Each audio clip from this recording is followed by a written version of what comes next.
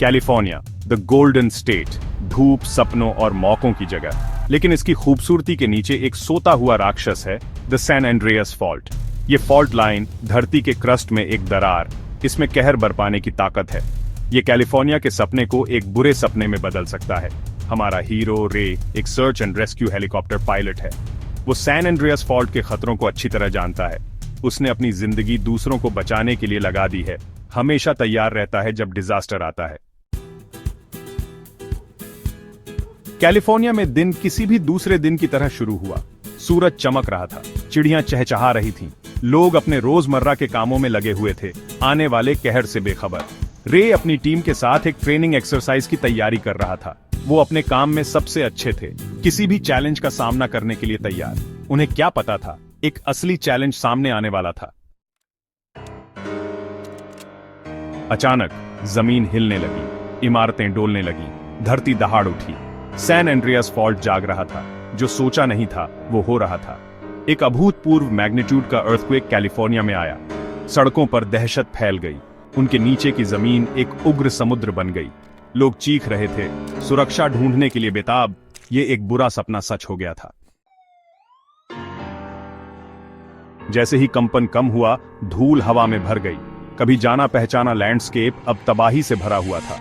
इमारतें खंडहर में पड़ी थीं, दूर आग भड़क रही थी, हवा धुएं और डर की गंध से भरी हुई थी। रे हिला हुआ लेकिन दृढ़, तुरंत एक्शन में आ गया। उसकी ट्रेनिंग काम आई। वो जानता था कि उसे शांत रहना है। जिंदगियां उस पर निर्भर थीं। उसकी टीम इकट्ठी हुई, कैओस का सामना करने और डिजास्टर में उम्मीद लाने के लिए तैयार। सेक्शन 5, समय के खिलाफ रेस। रेस्क्यू ऑपरेशन शुरू हुआ। हर सेकंड कीमती थी। रे अपने हेलीकॉप्टर में आसमान में उड़ गया। उसकी नजरें नीचे तबाही को देख रही थीं।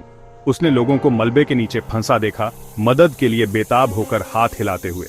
उसने ग्राउंड पर अपनी टीम को कोऑर्डिनेट्स बताए, उन्हें जरूरतमंदों तक पहुंचने में मदद की। वे अथक परिश्रम करते रहे। इतनी बड़ी ट्रेजेडी के सामने उनका साहस अटूट था। केओस के बीच रे को एक दिल दहला देने वाली कॉल आई। उसकी बेटी ब्लेक डाउनटाउन लॉस एंजलिस में एक स्काईस्क्रेपर में फंस गई थी। इमारत गिरने वाली थी, समय खत्म हो रहा था। उसका दिल जोर से धड़क रहा था। उसे उस तक पहुंचना था, उसे अपनी बेटी को बचाना था। अटूट दृढ़ संकल्प के साथ रे ने अपने हेलीकॉप्टर को उसकी लिमिट्स तक पहुंचाया। अपनी ही जान से प्यारी बेटी को बचाने के लिए समय के खिलाफ रेस लगा रहा था। खतरनाक लैंडस्केप से गुजरते हुए रे क्रम्बलिंग स्काईस्क्रेपर तक पहुंचा। उसने ब्लेक को देखा, जिंदगी से चिपकी हुई। उसके चेहरे पर डर साफ दिख रहा था। लोहे के नसों के साथ उसने हेलीकॉप्टर को इतना पास लाया कि वो कूद सके। उसने उसे एक बेताब एम्ब्रेस में पकड़ लिया। उसका दिल राहत से भर गया। वो उसके पास थी। उसने अपनी बेटी को मौत के मुंह से बचा लिया था। दिन हफ्तों में बदल गए। रेस्क्यू के एफर्ट्स जारी रहे। हर बचाई गई जिंदगी अंधेरे में उम्मीद की एक किरण थी। इंसानी भावना का लचीलापन एक टूटी हुई दुनिया की दरारों से चमक रहा था। कम्युनिटीज एक साथ आए।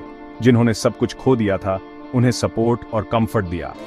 मानव भावना परीक्षित होने के बावजूद टूटने से इनकार कर दिया। अकल्पनीय तबाही के बावजूद उम्मीद की एक किरण थी।